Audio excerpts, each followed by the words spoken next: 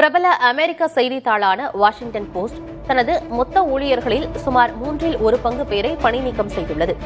இது பத்திரிகை வரலாற்றில் மிக மோசமான நாளாக கருதப்படுகிறது. இதுகுறித்து விரிவாக பார்க்கலாம்.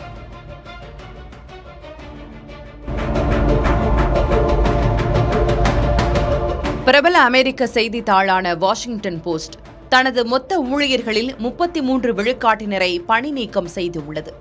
இது கடுமையான விமர்சனங்களை சந்தித்து வருகிறது. செலவினங்களை குறைப்பதற்காக அந்நிறுவனம் தனது விளையாட்டுத்துறை மற்றும் புத்தக விமர்சன பகுதியை முழுமையாக மூடியுள்ளது.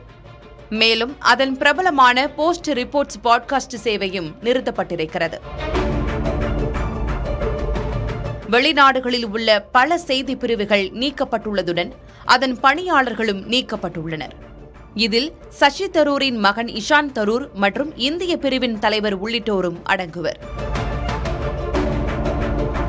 கடந்த 2 ஆண்டுகளில் நிறுவனம் சுமார் $177 மில்லியன் இழப்பை சந்தித்திருப்பதாகவும் செயற்கை நுண்ணறிவு போன்ற தொழில்நுட்ப மாற்றங்களால் வாசகர்களின் எண்ணிக்கை குறைந்துள்ளதாகவும் நிர்வாகம் தெரிவித்துள்ளது.